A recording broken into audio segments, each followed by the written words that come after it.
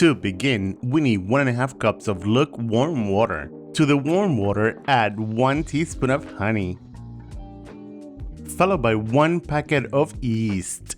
Give it a quick mix and let it rest for about 5 to 7 minutes or until you see bubbles on top. Then, in a large mixing bowl, add 3.5 cups of all-purpose flour. Season the flour with 1.5 teaspoons of salt. Then whisk to incorporate. Combine the flour with the yeast mixture.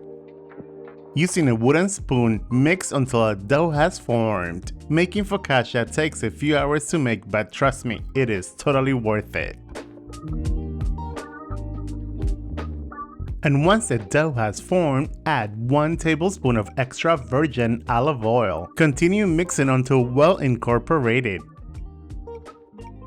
Now, cover the dough and let it rest for about 1 hour or until doubled in size.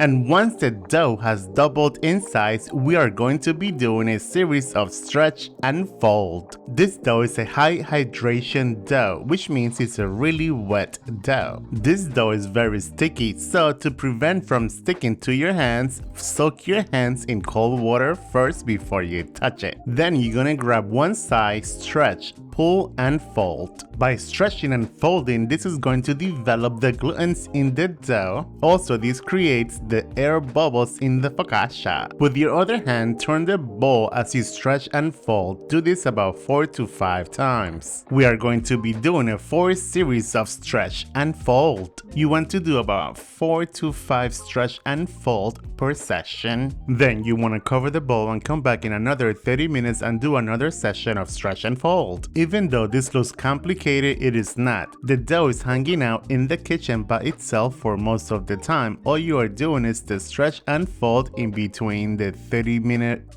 mark. That's all. Easy peasy. This was our first time. We're going to be doing this another 3 more times. Cover the dough and let it rest for 30 minutes. And after the dough has rested for 30 minutes, do the second stretch and fold. Remember to wet your hands in cold water to prevent the dough from sticking to your hands. Then cover and let it rest for another 30 minutes. And after 30 more minutes, do the third stretch and fold. And after 30 more minutes, do the last stretch and fold. So 4 stretch and fold sections.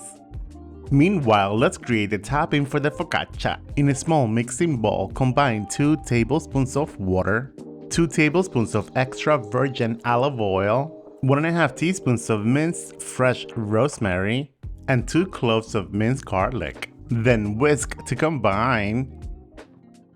Now, in a 9x13 cake pan, add a 1/4 cup of extra virgin olive oil. Ensure that the oil is covering the whole bottom of the pan. Then transfer the dough into the prepared pan. Wet your fingers with cold water first and then stretch the dough to shape the dough in the form of the pan. And as you do that, ensure that the dough is covered in the extra virgin olive oil. Oh, and one more thing. Get the full written recipe at kelvinskitchen.com.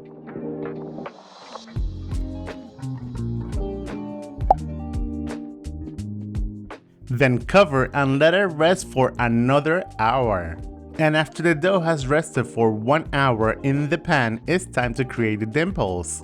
Get your fingers into cold water first, then poke dimples into the focaccia just like so. Meanwhile, preheat the oven to 450 degrees Fahrenheit, which is 230 degrees Celsius. Don't forget to subscribe, like this video, and share.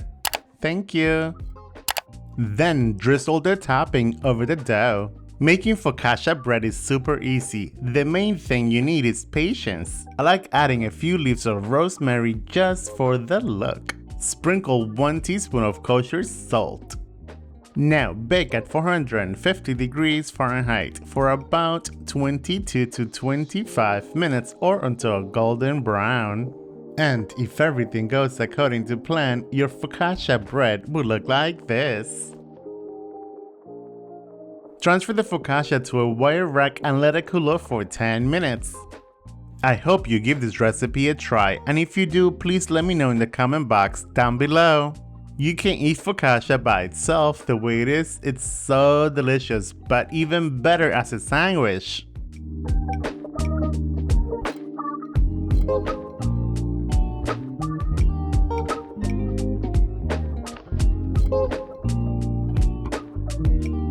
And there you have it, the most amazing, incredibly soft focaccia. Enjoy! Buen provecho! Thanks for watching. See you later. Bye! Yeah.